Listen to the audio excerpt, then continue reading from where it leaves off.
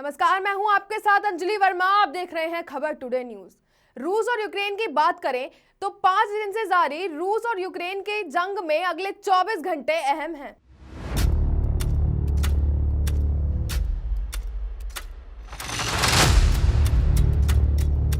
दोनों देशों की सेनाओं को जंग में भारी नुकसान उठाना पड़ा है। पश्चिम देशों के बढ़ते दबाव के बाद रूस के राष्ट्रपति व्लादिमीर पुतिन ने अपने परमाणु सेना को तैयार रहने का संदेश दे दिया है। वहीं सोमवार को खार्किव व कीव में शक्तिशाली धमाकों से यूक्रेन थर्रा उठा। इस बीच अच्छी बात यह है कि युद्धरत दोनों देशों चेर्नोबिल में चर्चा के लिए तैयार हो गए हैं। हालांकि अभी यह कहना मुश्किल है कि इससे जंग थम जाएगी। इसी के साथ जानते हैं इस महायुद्ध की कुछ प्रमुख घटनाक्रम के बारे में। यूक्रेन ने रूस के साथ चर्चा पर रविवार को सहमति जताई। यह चर्चा बेलारूस सीमा के पास हो सकती है। इससे पहले पुतिन ने अपने परमाणु सेना को तैयार रहने का निर्देश देकर यूक्रेन में पश्चिमी देशों को भी परोक्ष धमकी दे दी है। पुतिन ने पश्चिम देशों पर आरोप लगाया कि ये देश रूस के खिलाफ शत्रुतापूर्ण व्यवहार कर रहे हैं। इसके साथ ही रूसी राष्ट्रपति ने देश के रक्षा मंत्री व सेना प्रमुख को आदेश दिया कि वे परमाणु सेना को तैयार करें। रूसी सेना अब तक करीब 50% यूक्रेन में घुस चुकी है। भारी बमबारी के बीच यूक्रेन ने भी पलटवार करा है। पुतिन के परमाणु तैयारी के ऐलान के तत्काल बाद यूक्रेन ने घोषणा की कि वह रूस के साथ बातचीत के लिए तैयार है। इससे पूर्व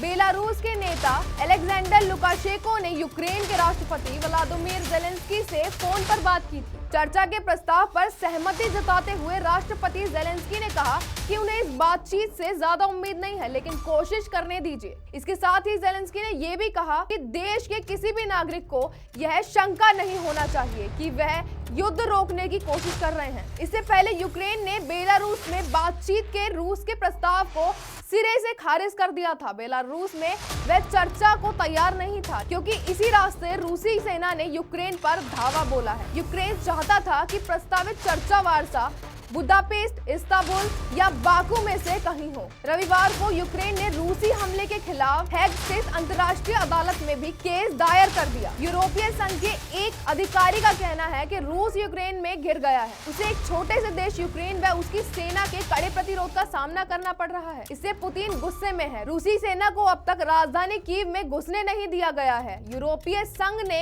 ऐलान कर दिया है कि वह रूसी सेना विमानों को अपने आकाश से नहीं उड़ने देगा और यूक्रेन को हथियार खरीदने के लिए फंडिंग करेगा। जर्मनी व उसके सहयोगी देशों ने भी रूस के लिए त्वरित भुगतान सेवा को बंद करने पर सहमति जताई है। वह रूस के खिलाफ यूक्रेन की सेना की मदद करेगा और कीव को हथियार देगा। यह रूस के लिए बड़ा झटका है। यूक्रेन भी पूरी ताकत से रूसी सेना का सामना कर रहा है। रविवार को उसने दावा किया कि उसने रूस के 3500 यानी 3500 सैनिकों को मार गिराया है और 200 को युद्ध बंदी बना लिया है। हालांकि रूस ने इस दावे का खंडन किया है। यूक्रेन के 352 नागरिकों की रूसी हमले में मौत की खबर है।